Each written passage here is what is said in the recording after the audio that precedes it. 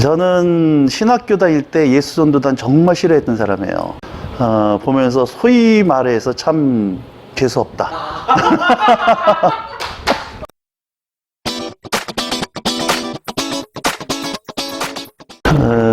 사실 이제 질문지 받으면서 제일 고민했던 부분이 이 부분이에요.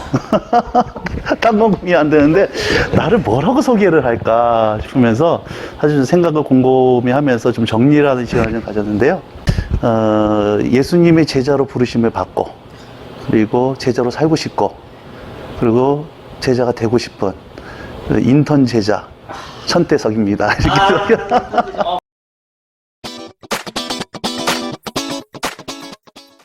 작년까지 예수전도단 사역을 하다가 올해 지금 안식년 보내고 있고요. 안식년 보내면서 정말 안식을 하려고 그랬는데 주님께서 코로나로 아주 물리적으로까지 안식년을 보내게 하고 있어서 정말 사람들도 요즘 잘 못 만나고 안식하고 있으면서 그래서 공부하는 것과 또 기도하는데 많은 시간을 좀 드리고 있어요.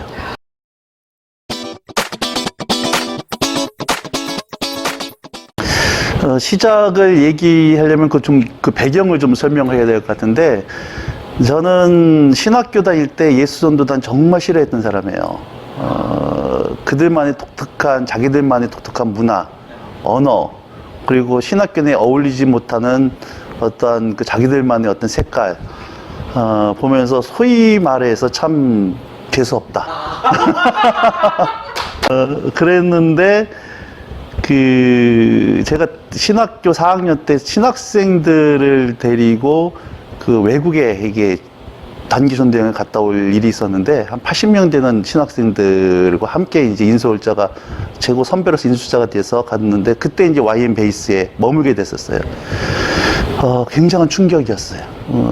목회자가 아닌 자매 선교사들밖에 없었는데도 불구하고 그들의 그 섬김의 모습이 굉장히 나로서는 너무 충격적이었고 너무 아름다웠고, 그러면서 내 안에 한꺼풀 예수전도단에 대한 오해들 이런 것들이 좀 벗겨지는 시간이었고, 또 하나가 신학기 1학년으로 들어왔던 여자 후배가 하나 있었는데, 1학년 때는 애가 좀 맹했어요. 근데 2학년 3학년 지나가면서 애가 바뀌기 시작을 하는 거예요. 너무 성숙해지고 아름다워지고, 외적인 아름다움보다도 내면적으로. 그래서 어떻게 이렇게 애가 바뀌나 싶었는데 보니까는 얘가 예수님 훈련을 받고 있더라고요. 그러면서 여기 뭐가 있는 거 아닌가 싶은 이러한 배경 속에 있다가, 신대원을 가서 1학년 때 개인전도 실습이라는 게 있었거든요. 그때 나는 이제 일주일에 한 번 전도를 해서 보고를 써내야 되니까, 근데 충남대학교를 갔다가 전도를 하려다가 못하고 돌아오는 기억이 있었어요. 그러면서 그때 참 많은 생각을 하게 됐죠. 내가 도대체 이 신학한다는 게 뭐냐? 전도사인데 내가 믿고 있는 예수 하나 제대로 전하지 못하고 나는 도대체 어떤 존재인가? 이러한 고민 속에서 그때 내면의 음성이 있었는데, 네가 나를 알고 있냐? 설교로는 주님이 어떤 분이라고 많이 설교를 했는데, 정작 내 자신은 하나님이 담대하게 복음 하나 전하지 못하고 있는 나 자신의 모습을 보면서 이건 아니다 싶어서 정말 하나님을 좀 만나야겠다. 그러면서 학교에다가 휴학기를 내고, 그때 이제 하나님을 알고 싶어서 선택했던 것이 예수전도단 DTS 훈련이었고, 거기서 예수님을 다시 한번 새롭게 인격적으로 경험을 하고, 물론 그전에도 은혜 다 누렸지만, 내 삶에 있어서 근본적인 어떤 전환점이라고 하는 것은 이제 그때, 그 사건, 전도를 하다가 포기하고 돌아오면서 내 자신이 가지고 있었던 그 회의감 속에서 하나님을 정말 다시 한번 만나고 싶다라고 하는 그것이 동기가 돼서 예수전 들어가면서 지금까지 오게 됐죠. 93년도에 홍천에서 했어요. 홍천 DTS라고. 그때 DTS 하나밖에 없었죠. 홍천 DTS가. 저는 홍천에서 하고, 그 다음에 한 번은 또 서울에서 하고, 왔다 갔다 이제 하던 때였어요.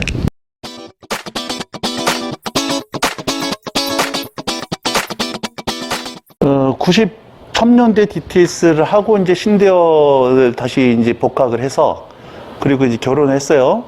96년도에 결혼을 하는데, 아내랑 이제 대화를 하다 보니까 어느 수준까지는 대화가 되는데 깊은 영역에서는 서로 이제 얘기가 막혀 있는 걸 보게 됐어요. 그러면서, 야, 우리가 평생 같이 목회를 해야 될 텐데 당신하고 내가 말이 통일되지 않겠냐. 그래서 우리 혼수 활동 가지고 자리 훈련 받자. 그래서 아내가 좋은 생각이라고 생각을 해서 96년도에 결혼을 하고 97년도에 아내랑 다시 한번 DTS를 했어요. 두 분이 같이 입소하신 거예요? 네, 같이 들어갔죠. 93년도에는 결혼하기 전에 나 혼자 갔고, 97년도에는 아내랑 결혼해서 이제 신혼부부 때 들어갔고, 그래서 DTS 하고 나와서 사실은 이제 뭐 목회든지 섬기든지 할 생각이었는데, 그때 마치면서 여러 가지 좀 일이 있었는데 2년만 홍천 DTS 있기로 하고 이제 남았는데 지금까지 있게 된 거고요. 그래서 지금 한 3년 있게 된 거죠. 네, 홍천, 대전, 포항 이렇게 있었고, 대전은 사실 좀 짧게 있었어요. 왜냐면 2년 하다가 몸이 너무 부하가 걸려가지고 병가가 돼서 한 3년 정도 쉴 수밖에 없는 때가 있었고요. 그러고 나서 이제 포항은 이제 개척하러 내려간 거예요.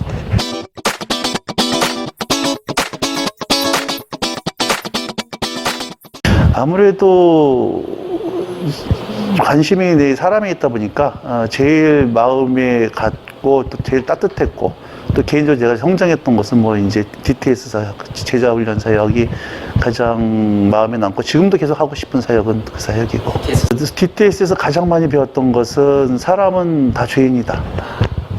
오죽했으면 DTS까지 왔겠나. 밖에서 봤을 때는 정말 괜찮은 사람들 많았거든요. 예. 근데 저런 사람들이 왜 DTS 올까? 강서로 올 사람들인데, 그런 사람들이 DTS 학생을 하면서 보여지는 것은 사람은 정말 외모로 판단하면 안 된다. 다 똑같다. 죄인이다. 그러면서 참 사람에 대한 사람에 대한 이해가 커졌어요.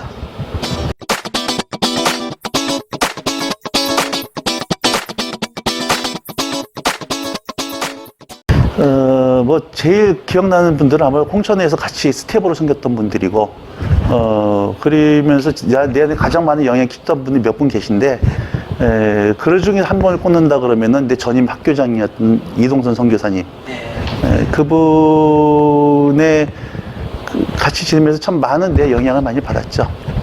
그래서 에피소드들은 뭐 너무 많지만, 또 내 삶에 이제 홍성곤 목사님, 또 구자기 선교사님, 이용주 선교사님, 많은 분들이 영향을 받았지만, 같이 이제 살면서 어떤 특별히 어려운 일이 생길 때, 어떤 해결의 문제가 생겼을 때 딱 떠오르는 분은 이동선 선교사님이 또 어떻게 하셨을까라고 하는 생각을 먼저 좀 질문하게 되어지는, 탄자니아에서 SFI라고 지금 우물 파는 선교사로 사역하고 계세요.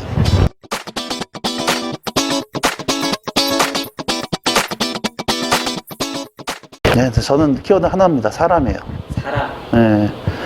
사람이라고 하는 것은 그건 결과라고 생각을 하고, 사람을 어떠한 관점으로 바라보고 섬기느냐가 사실은 그 밑바닥에 있는 하나님과의 관계를 드러낸다고 봐요. 하나님과의 관계가 올바르다면 반드시 그 결과는 하나님이 이처럼 사랑하신 사람에 대해서 어떻게 그 사람들을 섬기느냐로 드러나게 돼 있다. 하나님과의 관계는 너무 좋은데 사람에 대해서 관심이 없고 사람 함부로 한다 그러면 그분의 영성은 올바른 영성이 아니다. 그래서 하나님 사랑 이퀄 이웃 사랑인데, 당신이 정말 하나님을 사랑하는가를 뭘로 증명할 것이냐? 당신 주변에 있는 사람들에 대한 태도와 그들의 관계로 난 측정하고 싶다. 예수님의 관심도 사람이었고.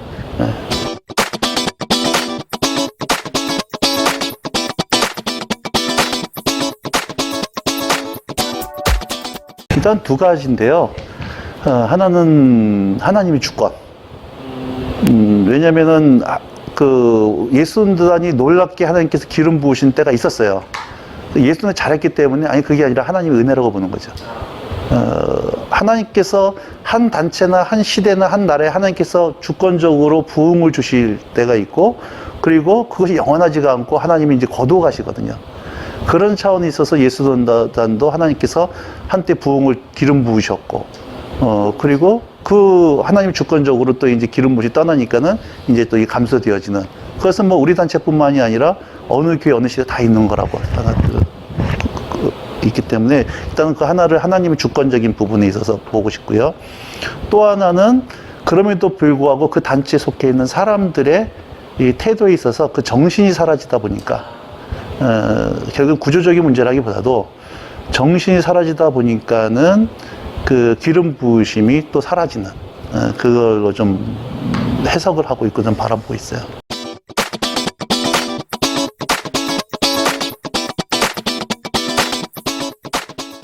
교회와 선교단체에 저는 고민이 없었어요. 왜냐면은, 내 가지고 있는 교회가는 하나님의 마지막 대안은 교회다라고 난 보고 있기 때문에 하나님은 이 시대 마지막 예수님의 몸이고 이 시대를 교회를 통해서 전 우주적인 통일을 교회를 통해서 하시기 때문에 물론 이제 원어적인 의미로 예수님과 선교단체도 나름대로 교회라고 하겠지만 그러나 이제 문화적인 이런 봤을 때는 선교단체는 교회를 서포팅하는 거다라고 나는 늘 생각을 하고 있었고 그래서 선교단체는 교회가 못하는 부분을 서포팅하고 교회랑 함께 가는 그래서 함께 하나님 나라를 이루어가는 것이 지금도 내 사역이 철학이고 그래서 항상 YM에서 사역할 때도 지옥계랑 같이 가야 된다. 지옥계를 섬겨야 된다.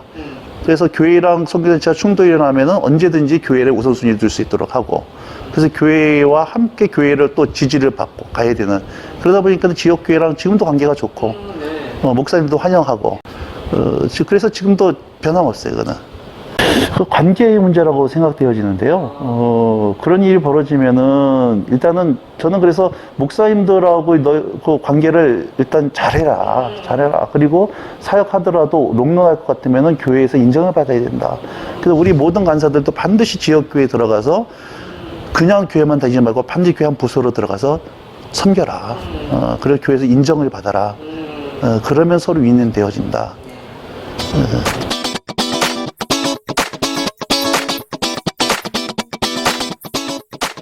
지금까지는 제자 훈련하면서 사실 한국교회를 많이 섬겼어요. 한국교회를 많이 섬겼는데 이후로 주님을 부르시면 교회로 갈지 아니면 계속해서 YM이라는 단체를 통해서 한국교회를 섬길지 아니면 또 다른 뭘 할지 모르겠지만 지금은 이제 주님의 인도하심을 기다리고 있는 상태고 아까 이제 잠깐 얘기하다가 말았지만은 YM의 어떠한 이 부흥과 또 좀 침체기. 근데 저는 이제 이 YM을 좀 더 얘기하면은 겉으로 보기에는 침체처럼 보이거든요. 쇠퇴한 것처럼 보이는데 오히려 하나님께서는 거품 빼는 작업이라고 봐요. YM이 너무 커지다 보니까는 그 부르심이 아니라 YM에 커진 그거를 얻어먹으려는 사람이 너무 많아요. 그런데 이제 자동스럽게 YM이 예전 같지가 않다라고 느껴지다 보니까는 빠지는 사람들이 많고 그러니까 부르심으로 있는 사람들 지금 우리가 협동가사까지 해가지고 그래도 큰 단체에 지금 1200명 300명 되니까 그럼에도 불구하고 과거에 못지않은 이러한 영향력이 있는데 오히려 이게 정리가 되어지면서 더 순결해지는 부분이 있고 분위기도 한창 막 이렇게 YM이 성장할 때는 놓쳤던 게 사람이었어요. 사람이 많으니까 사람 귀한지 몰랐다고. 그러니까 너 아니어도 사람이 있어. 굉장히 잘못된 태도잖아.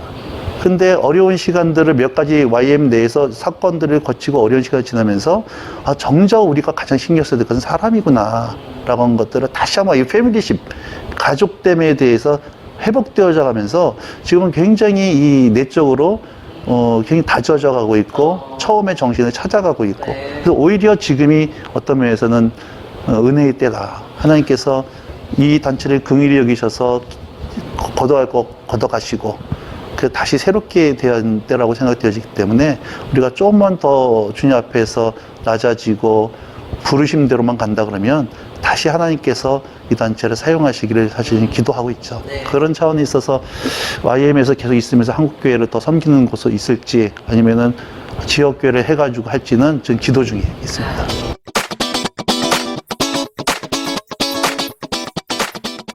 기도 제목은 이제 그거예요. 하나님이 이제 안식년 기간 동안 나를 부름이 어딘지, 어디에 있기를 원하시는지, 지금까지 이제 주님이 있으라는 곳에 하라고 하는 일을 했다라고 믿고, 그러면서 안식년을 마치면서 YM 사역도 일단은 한번 쉼표를 찍었기 때문에, 이후에 남은 인생에 있어서도, 내가 원하는 사역이 아니라 주님께서 원하시는 사역에 내 삶을 드리고 싶은. 근데 그것이 이제 뭘로 갈 것이냐는 주님의 인도를 좀 구하고 있죠.